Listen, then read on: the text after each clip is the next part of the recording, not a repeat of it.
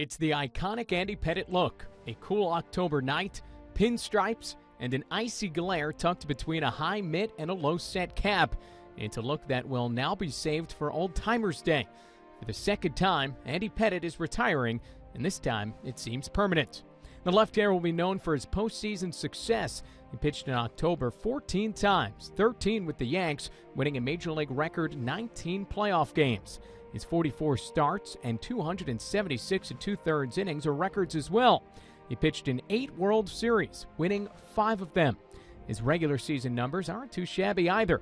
256 wins, over 3,300 innings logged, and a record 103 games above 500. A 22nd round pick by the Yanks in the 1990 draft, Pettitte made his Major League debut in 1995. Not coincidentally, it was the first of 13 consecutive seasons the Yanks made the playoffs. The following season, the playoff legend of Pettitte started to establish itself. Pettitte pitched 8 innings of 2-run ball in the decisive Game 5 of the ALCS, setting the Yanks to their first World Series in 15 years. In the World Series that year, Pettitte had what he would consider his signature start in Game 5 of the World Series.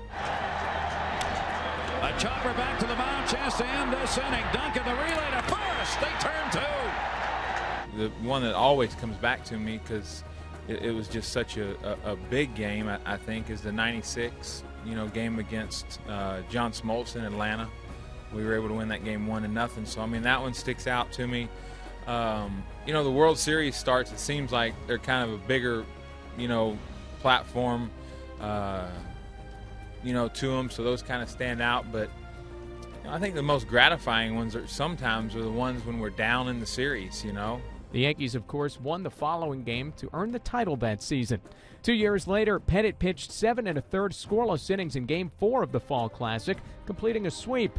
The man had a knack for coming up big in those decisive games. In the final game of the 2000 Subway Series, he didn't earn a win, but he did go 7 frames, allowing only 2 unearned runs in a game and series eventually won by the Bombers. I go back and remember back in 2000 in the World Series when he pitched against us, and it seemed like he pitched well against us in interleague play all the time when I was with the Mets. But in Game 1 when he faced off against Al Leiter, he went 6 2/3 innings and gave up 3 runs, but really shut us out for 6 solid innings was one of the keys to keep us off the board early. And then in Game 5, the deciding game that we ended up losing the World Series on, he pitched 7 innings, gave up no earned runs. Those were 2 games that were obviously memorable. Heartaches for me, obviously, as an executive, but it really spoke to the point that he was one of those big game pitchers. Pettitte put together another fine season in 2010, earning his 3rd All-Star nod, going 11-3 with a 3.28 ERA. In the playoffs, he won Game 2 of the ALDS against the Twins, then valiantly battled Cliff Lee in the championship series, though the Yanks' bats were blanked.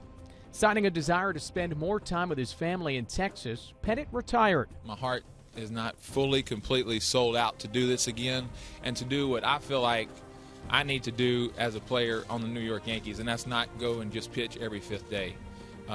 There's a lot more I feel like that I need to do, to be effective. But there was a feeling that he may not be quite done, that while physically exhausted, he still had some life in that left arm. And he did, returning in 2012 at 39 years old. In 12 starts, Pettitte finished with the lowest ERA he ever had in pinstripes. He started 2 games in October, a loss against the Orioles in the division series, and a no decision against the Tigers in the ALCS. He returned again for 2013 and proved durable, starting 30 games. While he didn't finish his career glaring out at a hitter on an October night, he did receive a fitting send-off in his final start at the stadium. A beloved Yankee with 5 World Series rings. And this is the final moment he'll have on the stadium mound in the regular season. Well done.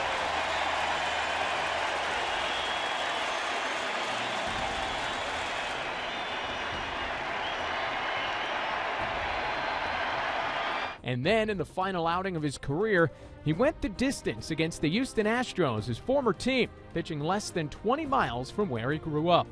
The 1-0 from Pettitte. Grounded to 3rd, this could be it. Nunez across the diamond. Yankees win 2-1, and Andy Pettitte completes his career with a complete game. What a way to go.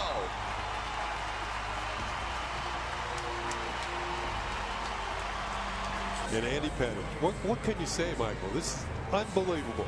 He had not had a complete game since 2006. He's the oldest starting pitcher in baseball. In the 161st game of the Yankee season, and he spins a complete game to end his career in just the perfect manner.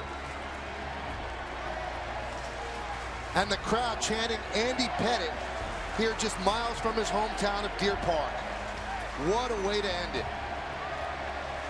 You can't believe how special a guy Andy Pettitte is, and if anybody deserves to go out on his terms, it's Andy.